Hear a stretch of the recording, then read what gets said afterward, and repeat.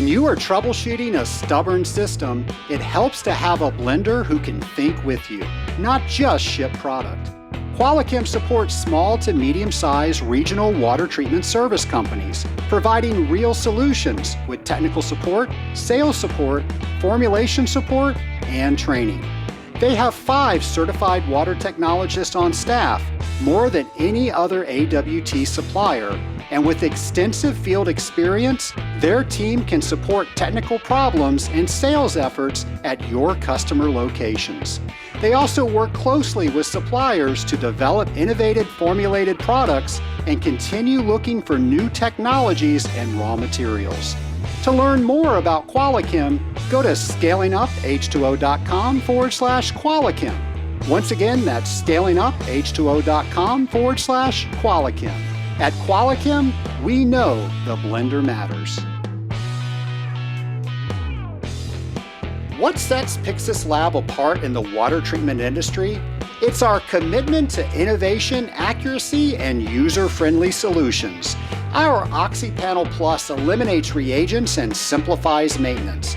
Our PTSA expertise ensures precise chemical dosing. Our radar level sensors offer cutting-edge monitoring capabilities. But more than that, we understand that water treatment professionals deserve better tools. That's why we're constantly pushing the boundaries of water treatment technologies. Ready to experience the Pyxis Lab difference? Go to scalinguph2o.com/Pyxis. Once again, that's scalinguph2o.com/PYXIS. Pyxis, because water professionals deserve better. Welcome to the Scaling Up H2O podcast, the podcast where we scale up on knowledge so we don't scale up our systems. I'm Trace Blackmore, the host of this amazing podcast. And Nation, I know you are ready to hear part 2 with Brad Buecker. I know we talked all about things that people have been talking about all week on our LinkedIn. Well, Nation, we're going to conclude that interview today. So don't worry. I know it's been a long week, but it's almost there. You've almost heard it. But I know that you want to make sure that you are planning appropriately so you can professionally develop this year at some of the things that we are talking about. Now, one of them is the 2026 BOMA International Conference that's hosted by BOMA International. It's taking place June 27th through 30th in Long Beach, California. And if you are involved in commercial real estate, this is a conference that you would be glad that you attended. We're going to have all the information that you're going to need to know to register and make a decision about what a great conference this is by going to scalinguph2o.com, going over to our events page. And also, while you're there, check out the American Chemical Society Fall 2026 National Meeting and Expo. That, of course, is put on by the American Chemical Society. Lots of members in the Scaling Up Nation, and that's taking place August 23rd through 27th in Chicago, Illinois. So we're going to have all of these conferences and more on our events webpage. Nation, I'm not going to keep you waiting anymore. Here is part 2 of my interview with Brad Buecker. As I mentioned, you put out some great content, and I've just selected a bunch of your articles that I thought we could talk about today. There was one that caught my attention where a small engineering firm mixed up parts per million and parts per billion in their wastewater. You want to tell us about that one? Oh yeah, that was a dandy, and this was again reviewing those RFPs for combined cycle plants, and I wasn't the lead person when this came in. There was another fellow in the group who I just had a chance to visit with not too long ago. And I guess to back up is owners for a lot of these new plants, because everybody wants to do things as inexpensively as possible. So when they go out to look for an engineering firm to develop the specifications for the plan and including water treatment, they'll find somebody, and a common phrase that we use is a mom and pop firm to help them develop these specifications. And then they come to the EPCs, engineer, procure, construct firms, with these RFPs lined out. Well, this one place, they wanted to build a new plant, and they got one of these mom and pop firms. And of course, when you design these things and want to build them, you have to go through the environmental regulators and let them know what the discharge is going to be. You get into the NPDES, the National Pollutant Discharge Elimination System permits. What do we have to control and that kind of thing. And then, as I remember, on this particular project, it was more complicated because where they were planning to discharge, and I think, common at a lot of these plants now, they have cooling towers. So we'll run all the waste streams and then, RO reject and things like that. We'll run them all into the cooling tower basin, and then we only have one discharge stream, the blowdown. But with this project, and my memory's a little hazy on it, but they were going to discharge it into a stream that was intermittently dry. So there were more parameter, or a greater number of parameters of discharge limits in this. And a number of them you could still discharge at ppm levels, and a number of them were at ppb. Well, so that the mom and pop firm sent the environmental permit in. They prepared everything and sent it into the regulators. But the constituents that typically have a ppm limit, they just basically labeled everything as ppb. Well, when the environmental regulators saw that, oh, this is great. I mean, this is going to way exceed, our guidelines. Sure, we'll sign off on that. So then we get the RFP, and well, there are some of the things. If you try to get some of these constituents down to ppb level, the equipment you're going to have to put in for wastewater treatment is quite exotic. All because when they sent in the permit to the environmental folks, the engineering firm got confused on ppm versus ppb. So, and trying to get environmental people to backtrack is virtually impossible. So, Speaking of parts per billion, we're seeing a lot of PFAS now. Do you care to speak on that? I'm not a real expert on that. I've read up on it a little bit.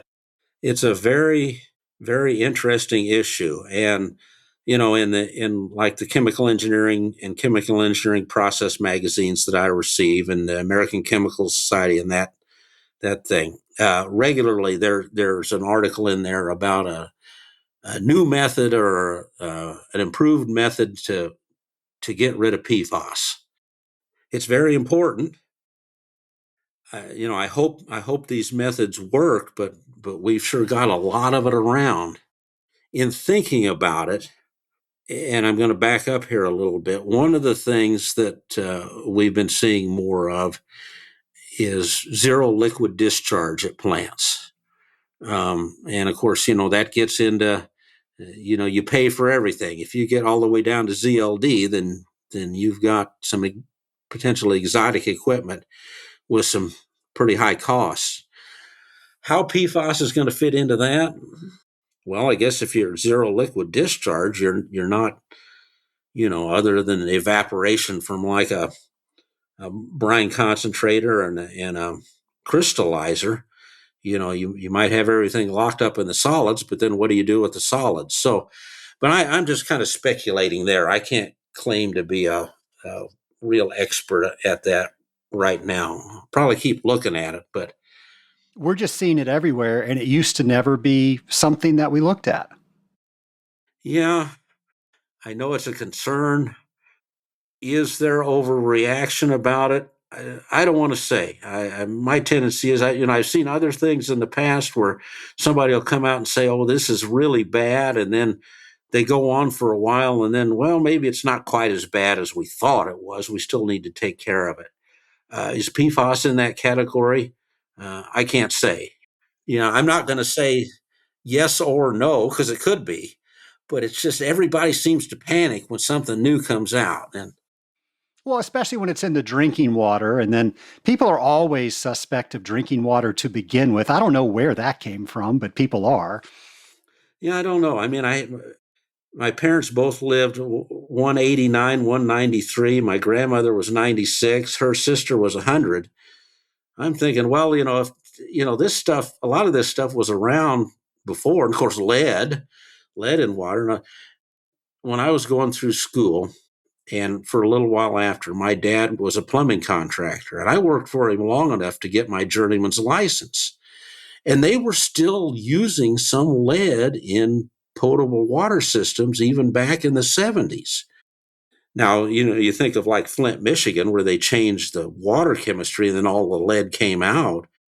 But, there have been bad things in water for a long time. So does PFAS rank up there with, some of the other bad things that have been cleaned up in some places or not? I don't know. Brad, you mentioned you have well over 4 decades of experience. I'm curious, in those 4 decades, what are some of the changes that you've seen in our industry? One of the big changes is membranes, using membranes. And I'm thinking makeup water treatment now. And I think it's just been my own experiences for the most part have been positive, just seeing that and how it can extend. Well, in the power industry, the first big thing that happened was putting RO ahead of existing ion exchange demineralizers and taking run times from maybe half a day or a day, into weeks or something like that with RO up there. And then the development of like microfiltration and ultrafiltration to protect ROs. And in a lot of cases, and I was directly involved in a project with this, where we replaced a couple of clarifiers just for particulate removal. They weren't softening clarifiers, but just for particulate removal with MF and UF, and it just fantastic improvement in the water quality going to the RO system. So membranes have been big. Now, accompanying that, though, and of course, it was the same thing with ion exchange demineralizers, but we get back into discharge issues. Okay, we'll put an RO ahead of this system or new systems. Very common now is UF, then two pass RO, and then a polishing mixed bed unit that's regenerated off site. But you still have this, rather substantial discharge stream from the RO. Okay, this is something we have to get rid of. And with people looking more and more at, reducing water consumption, okay, that's something that we have to start thinking about is, okay, what do we do with this stream and that kind of thing? How can we recover it? And venturing off into the cooling water side of things, and I won't dwell a whole lot on this, but when I started in the industry, and especially at power plants, once through cooling was very common. You got a lake there. A lot of lakes were built to support the power plant, and then of course they became recreational lakes too. But you just send the water through, and then it come out the other side. Well, then environmental regulations, they started looking at both the impact at the intake, on aquatic life and being impacted on screens and things like that, mortality there. And then, of course, the water warms up, and when it's discharged, you can kill creatures because it's too high a water temperature. So regulations started coming out. Okay, no more once through systems. You have to have a cooling tower. Well, now you put a cooling tower in, and the principal heat exchange process in a cooling tower, typically 70 to 80% or more, is evaporation of the water. So you're losing several thousand gallons a minute to the atmosphere. Now all of a sudden, your cooling system is consuming water. So that's got people concerned, and especially, for facilities in arid locations. Okay, where are we going to get the water that, we're now losing from the cooling tower? So that's another issue that I've seen develop over the years. Brad, I'll share with you, I'm a scuba diver, and there's a Duke power plant right between Lake Kiwi and Lake Jocassee, and they actually use once through cooling. And as a scuba diver, you can go there when it's cold because it's always 80 degrees in the outflow. And there are six, I want to say they're 30 feet diameter pipes. They are huge. And there's all this outflow coming out, and it's warm water. And somebody always has a come along that has gone across all of those outgoing pipes. And as a scuba diver, you then you got to look straight on. You can't look to the side because your mask will come off with all that outflow. And you kind of get yourself in the middle of that using the come along, and then you let go, and it will shoot you out in the middle of that lake. And if you can make your way while you still have some pressure behind you, you can get back in the current that's taking you back, and you can just ride that all day long. Well, I know that's not what you were going for, but that's what reminded me it's of you interesting talking. though, kind of like a Six Flags ride, but naturally. Brad, I've heard you use the phrase lean and mean. Tell us about that. Okay, well, I got a couple of stories about this, and it's the fact that, a lot of places, you want to save money and operate efficiently and make the money you can.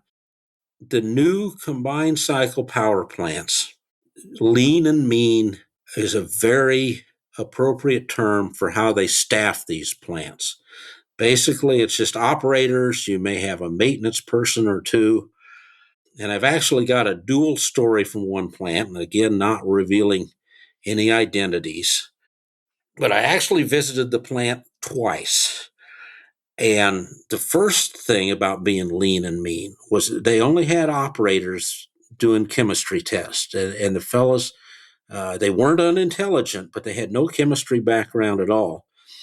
So in both tours that I took of the plant, and again, and this is kind of a point in their favor, it was more of a peaking unit. Even though it was a combined cycle plant, it was more of a peaking unit.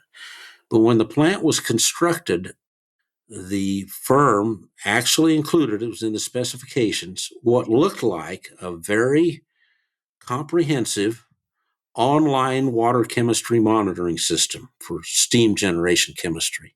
And those are very important because if something goes south chemistry wise at a power plant, you need to know very quickly. And I observed this directly years before, but they had this very nice online analyzer. It was actually in its own dedicated room. They'd never turned it on because they didn't have anybody that had any idea of what to do with it, how to maintain the instrumentation. I'm sure if they even had it on and were getting readings, they didn't have anybody that would really understand them. And then second, and this goes into makeup water treatment. Now, and I won't go into the details. We thought we were going to be doing a study for the company, and that went haywire, but for a different reason. But the water supply to the plant was groundwater, and typically groundwaters. And I actually, this was a kind of a short period in my early career, but I actually worked for about a year with the Safe Drinking Water Act at rural communities and so forth, and had to inspect a number of wells and really learn things about groundwater. Well, typically, the water percolates through the soil, and you filter out all of the suspended solids. So what you're worried about are dissolved solids in the groundwater coming up. So we got to the plant, and whoever had specified the makeup water treatment system, whoever installed it, had put in these multimedia filters with 7 layers. And they told us, they said, we've had a lot of trouble operating these multimedia filters. Well, just from the 40,000 foot view, we could guess why. One, you have very few particulates coming in. And then you're trying to, when you're back flushing and so forth, a 7-layer somebody, to use the old phrase, I think somebody saw them coming. Hey, we can sell them this high-priced filtration system. Now, I didn't have any groundwater analysis, so I can't categorically say that, but just based on my own experience, when they hardly would have needed any filtration system at all. So, yeah, I could see why they were having problems. So that's one example. Another one, and this is a completely different story, but it gets into an area that's really important for a lot of industrial plants. The same colleague that worked together with me on the simple cycle plant out on the West Coast, we got called to a organic chemicals plant in Ohio. And we got out. They told us before we came out there what was happening, but we got out there and had a chance to look around. They had 4 550 psi package boilers serving the process. They didn't generate any power, but they produced superheated steam for the process. And they were phenol derivatives. They manufactured 5 different phenol derivatives. And they said every 1.5 to 2 years, we have to replace the superheater of each boiler because it's filling up with junk. And they had one of the bundles laying out in a disposal yard. So we actually had a chance to look at it. And sure enough, there was about 1/4 of an inch of scale in this superheater bundle in the tubes. So we started doing some investigating. We were only there for about a day. They only wanted us to come out and just kind of give a general overview. But they brought back, it was like 80 or 90% of the condensate came back to the boilers as condensate return. And if you look at the ASME guidelines for that pressure boiler, the TOC level, total organic carbon, recommended limit is 0.5 ppm. Some of the records from their water treatment company that was servicing the plant, their analyses showed up to 200 ppm. And when we looked around the boilers, there was foam coming out of the saturated steam samples. So they're putting all these organic products in there, creating tons of foam in the steam drums that just carried over into the superheaters. Well, we got back and sent them a report saying, okay, based on the preliminary data we've seen, this is certainly what's happening. We found out that what they were really looking for, so we said, you got to either look at dumping the condensate and putting in a larger makeup water treatment system, or let's investigate some condensate polishing systems. Maybe activated carbon would have worked, but it needed research. So we said, more research needs to be done on this. They were quite honestly looking for somebody that said, oh, yeah, all you need to do is throw in some pixie dust and everything's going to go away. So we didn't get a return engagement because they weren't wanting to spend the money to properly correct the problem. So I heard that the plant closed. I don't know that for sure, but I heard that the plant closed. So, I don't know whether it was due to problems like that or just, they transferred operations somewhere else or what, but they couldn't find pixie dust. Yeah, they couldn't find the pixie dust. So that's kind of the lean and mean thing is you can be lean and mean, but it can cost you a lot more in the long run. Brad, when I talk to people that have been very successful in this industry, they always tell me the same thing, that they were successful because they continuously learned while they were in this industry. Anything you want to speak to on that? Yeah, I agree with that wholeheartedly. Is you continue learning through life. If you have any ambition or interest at all, continue learning. One of my biggest regrets, and not that I haven't continued learning, but I got my degree in chemistry from Iowa State. And then after I started at the power plant, I ended up taking courses in fluid mechanics and energy and materials balances and advanced inorganic chemistry. And it all came in really helpful. I was able to apply it directly to my work. But I had an opportunity to enroll in a master's program in environmental science from the University of Illinois Springfield. And I didn't do it. I had other things going on. I didn't do it. And I've regretted it ever since. and I think, it's just a perfect opportunity for more learning and to get an advanced degree. So I'd suggest to people is, be aware of your opportunities. They're out there. Excellent chances to improve your knowledge. And I made a mistake in that regard, but there were other ways to keep learning after that. But I guess that's some advice I'd give. My dad told me the day that he hired me back in the mid 90s that if you're going to enter this industry, you better leave it better than you found it. What's your comment to that? I like that comment. My dad, when I was working for him on a much simpler scale, when we were doing a plumbing job, but he said the same thing. He said, every day when you leave it cleaner than when you found it. And hearing your comment, of course, now we're getting into the industry. Yes, I think that's important. And of course, in my mind, and this goes all the way back to the FAC issue, is, is getting that information out there to, when you're talking about human life, that's definitely, if you can save injuries and fatalities and stuff, that's sure leaving things better than it was before. Brad, we covered a lot of ground in some of the material that you've written, but you've written so much. One, would you mind if we put on our show notes page all of the articles that we mentioned today? No, I don't mind at all. And then if people are listening, say, I want to read more of what Brad is writing, how do they find that?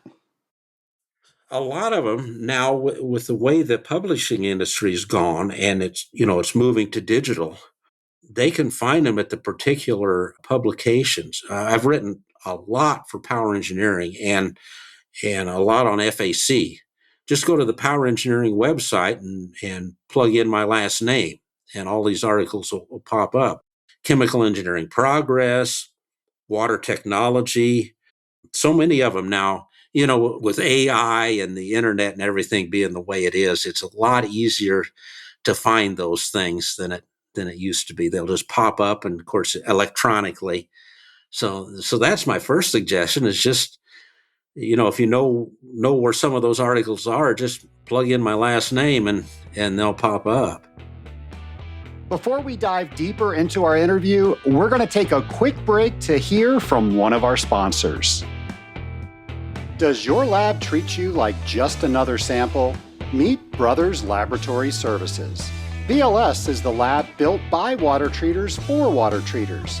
I've personally worked with BLS, and I can tell you they are more than just another lab. BLS is family-owned, centrally located in St. Louis, Missouri, and designed to make your life easier. They speak your language, understand your challenges, and deliver fast, reliable results with the personal attention that makes a real difference. Their AWT certified CWT experts will help you create custom test packages that save you time and money.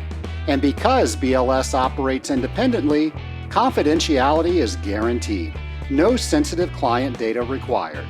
With competitive pricing, streamlined ordering, and dependable results, you can stay focused on what matters most: growing your water treatment business. Ready for intelligent analytics and results you can trust? Visit scalinguph2o.com/BLS. Once again, that's scalinguph2o.com/BLS. Reach out today to connect with a real expert and experience the Brothers Laboratory Services difference. Let's jump back in right where we left off. As I mentioned earlier, we have people in this industry for a couple of weeks, all the way up for decades. So I'm going to ask you a question that applies to each one of those groups. For people that are listening that are pretty new in this industry, what advice do you have for them? One thing that I did early on was, and I had guidance too, and I guess try to find experienced people to talk to. But one of the things that I did early on was I got a couple of the good water treatment handbooks and just studied those and learned the basics. I mean, if you get the basics under your belt, then you can start delving into some of the particulars.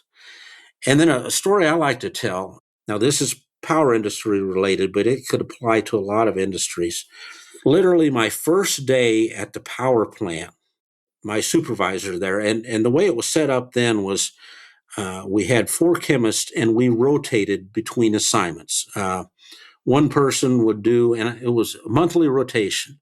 One person would do steam generation chemistry for a month. One person would do coal chemistry for a month, or coal analyses. One wastewater treatment, and one was the flue gas desulfurization system, which was new. And so we'd rotate between these so that we'd learn everything and, could handle any assignment. If somebody was on vacation or something, somebody else could fill in. So we did that. But my supervisor, he said, if you finish, our work hours were like 7:30 to 4. He said, if you finish your assigned work at 2:00, I don't care what you do the rest of the afternoon. You can read comic books if you want to.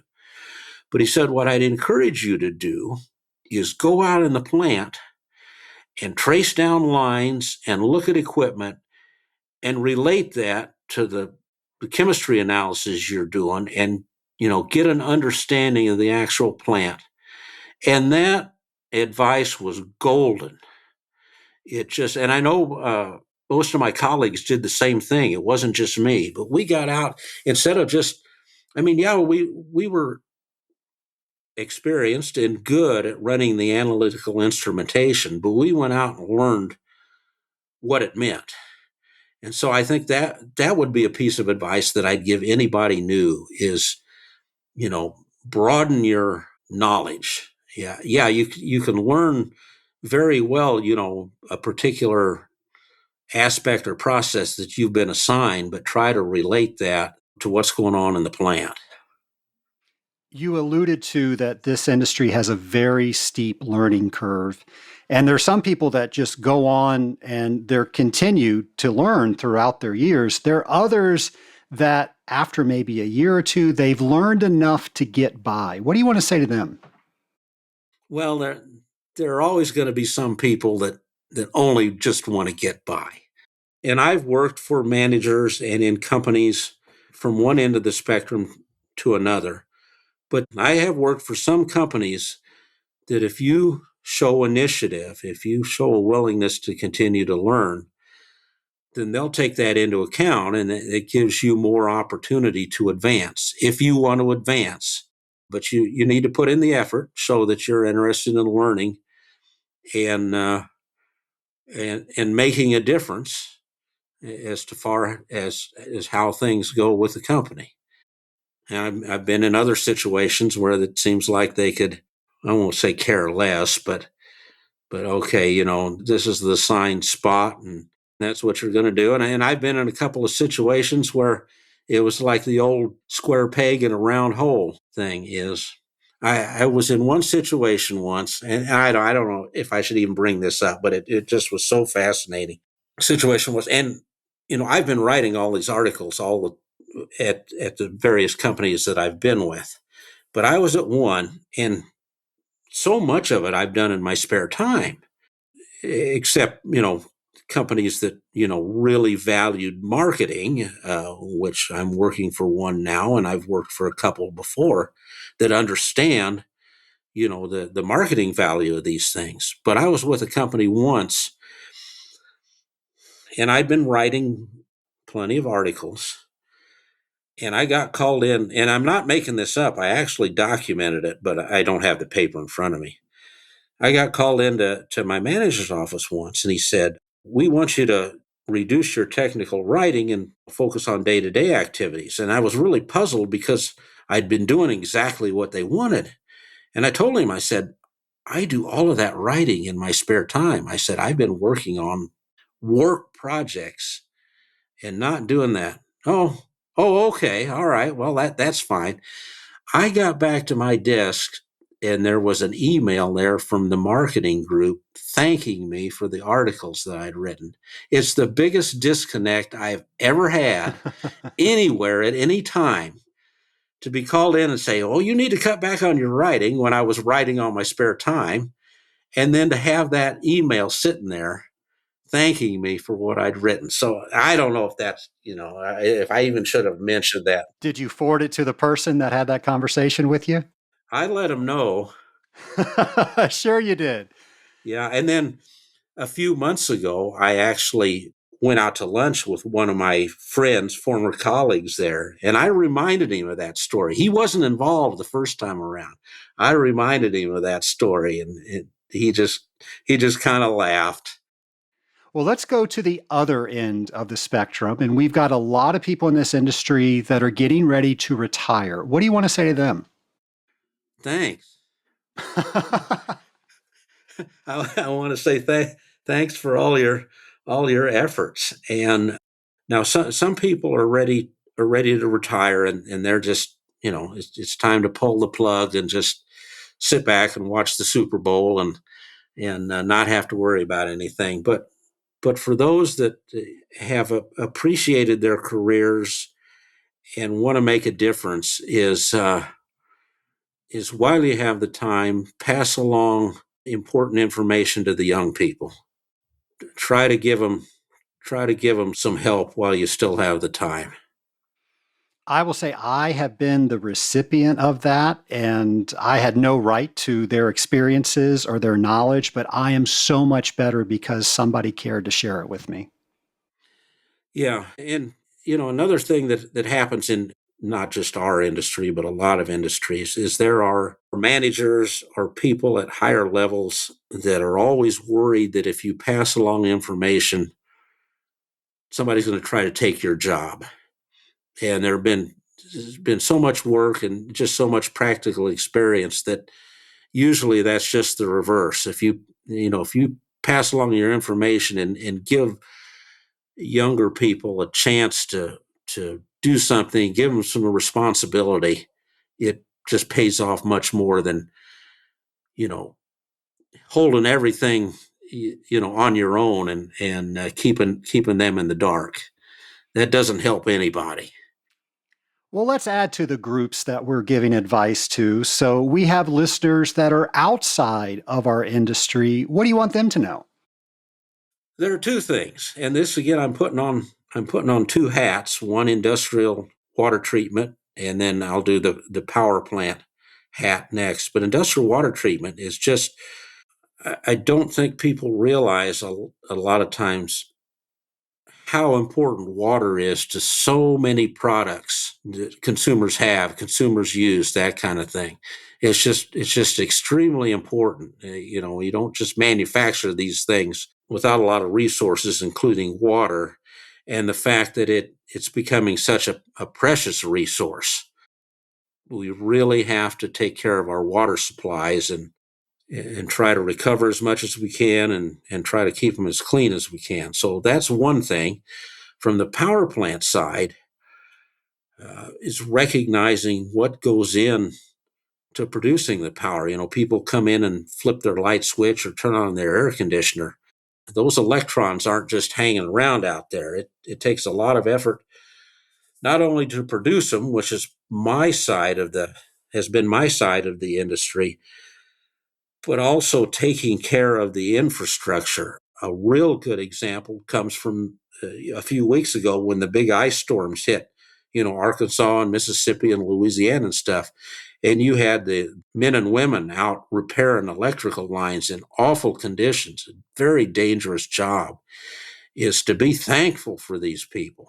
That's what I'd say is you've got some people working very hard at times in very dangerous conditions to keep the lights on. And it's easy to forget. Great point. Brad, this has been fascinating. I'm sure we can keep this up for another episode. It's already been 2 episodes, but I'm going to go ahead and say maybe we'll have you come back again. You've got so many great things that you've written about that we can talk about on this podcast. But I'd like to transition to the lightning round if you're ready for that. Yeah, yeah. Let's do that. So, if you could go back in time and talk to your former self on your very first day as an industrial water treater, what advice would you give yourself? Well, I think I've kind of brought it up before, and it's kind of a partial one, but is keeping a better eye out for learning experiences. I really feel like I've learned a lot and continue to learn a lot in the industry, but I've stubbed my toe on a couple of occasions, and I have regrets that I could have learned more. Although that some of that gets into maturity, and I don't want to drag this on too much, but I was in my mid 20s working at my first utility, and I was coming back from an advanced inorganic chemistry class that I was taking at it's now the University of Illinois Springfield. And I had sort of coasted through school when I got my bachelor's degree. I wasn't a wild partier, but if somebody wanted to play tennis or foosball or something like that, yeah, I'm game. So I'm driving back from this advanced organic chemistry class, and I'd been getting straight A's in all the classes. And I think it was an NPR program came up, and a fellow was talking about students. And he said, there are so many people when they go through college, ages 18 through 22, that just don't really have the maturity to learn a lot. But when they hit about 25 or 26, it really starts to kick in. And I'm driving down the road listening to this at 26 years of age, thinking, yeah, you got an example right here. So it's just a case of recognizing or maturing a little bit and realizing that it's fun to learn. I love that. Now, I'm going to change my next question a little bit because of all your experience. What are some of your favorite resources in this industry? Oh, first on the list is people. I've had a number of people during my career who had the experience that I talked with, and I call them my go-to people. Ray Post, who was a world-class cooling water expert, and I actually, and this kind of goes back to the conferences. I actually met Ray. We were on the Power Gen Planning Committee back in the 1990s. So I met him at a conference, networking, and the man is just a fountain of information on cooling water. So I basically just stayed in touch with him and ended up working at the same company with him, and actually brought him on board as a co-author for a number of the pre-conference seminars we did for the electric utility chemistry workshop. So, and there are others too, but just so much knowledge. Or if they didn't always have time to give you a direct opinion, they could steer you in directions to go, things to study, resources, that kind of thing. So I'd say the people, and then some of the resources. And I guess what was interesting, and especially actually being immersed in an industrial environment, was when I found some of the good water treatment manuals. One, you hear the old saying, well, you can't really get everything you need out of a book. Well, that's true. But if you're actually working at that position, you can read what's in the book and then see how it applies in the actual application. So that's just a great combination. When somebody makes a movie about your life, who do you want playing Brad Buecker? Because of my name and my background, it would have to be Beaker from the Muppets. Oh, there Now, we go. now No, I no hope one's that ever done a fictitious character before. I love that I answer. would hope I could communicate a little bit better than Beaker, but but that's who it'd have to be. That was a very original answer. My final question, Brad. You now have the power to go back in history to any time that you wish. Who would you speak to and why? I think I would speak to George Patton, and now I know I would get an opinion, a strong opinion from him, but I would talk to George Patton and have him explain his logic about how he thinks he possibly, with the Third Army, could have potentially forced Germany's surrender in autumn of 1944 rather than May of 1945.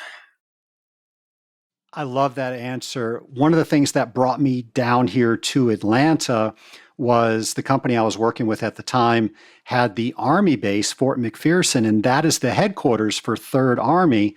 And there is just so much history throughout that building. It made me very curious about World War II as well.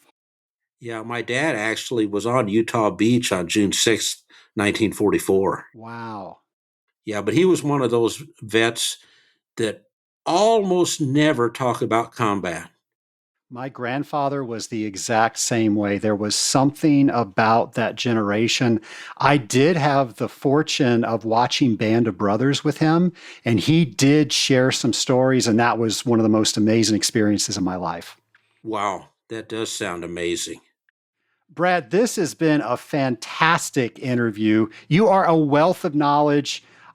Please expect, I'm going to read more of your articles. We're going to have you back. So thank you so much for coming on the Scaling Up H2O podcast. Thank you for having me, and I definitely look forward to coming back. Brad, once again, thank you for spending so much time with me on the Scaling Up H2O podcast. I honestly could have talked to Brad for another couple of hours. He's just got so much information. I love his technical articles. I know you do too, now that you know about them. So don't worry, on both today's episodes and last week's episode, we're going to have all the show notes that are listing all the links to his articles, and we'll even include some that we didn't mention today. And I know you're going to love his writing as much as I do. And I have to say, one of the common themes in Brad's articles are how you have to look at the entire system holistically.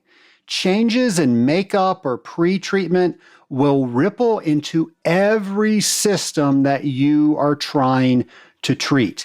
And he's very systematic in how he troubleshoots, how he presents what the problem is, and how he found that.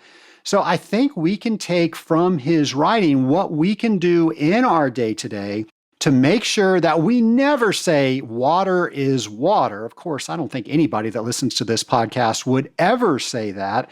We know water is the lifeblood of everything in that facility, and we have to make sure the water is exactly right for the equipment that it is going in. We know what that is. We're making sure it is that. And then we are making our customers aware of anything that's not allowing that to happen, because we know that that's going to create an issue. Like I said, we're going to have lots of show notes for you. This is a great episode to download the discussion guide. Well, let's face it, every episode is a great episode to download the discussion guides, but these are going to create some great conversations within your teams. So please take advantage of some of the resources that we have so you can bring this episode and last week's episode and pretty much every episode to life, so you can put some of the things that we're talking about in practice to your day-to-day. Well, somebody that's trying to help our practice in everything that we do day-to-day is our friend James McDonald, and here's a brand new Words of Water. Hello and welcome to Words of Water with James, the industrial water game show where I give you the definition and you get to guess the word or phrase being defined. Will you rise to the top or get blown down to try your luck another day? There's only one way to find out on Words of Water with James. Today's definition is the initial formation of a stable, crystal-structured cluster of ions, atoms, or molecules within a supersaturated or supercooled system that serves as the foundation for subsequent crystal growth. Can you guess the word or phrase?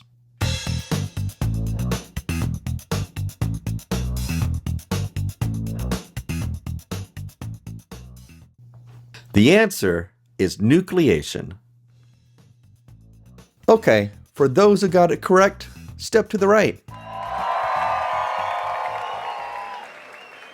For those who got it wrong, please step to the left.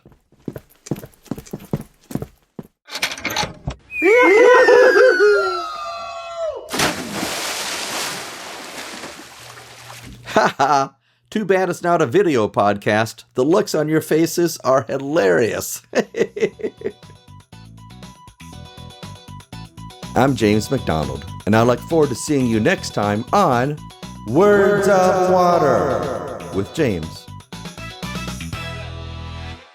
Well, thank you, James, and thank you, Scaling Up Nation. Thank you for listening to this podcast. Thank you for giving me ideas for future shows.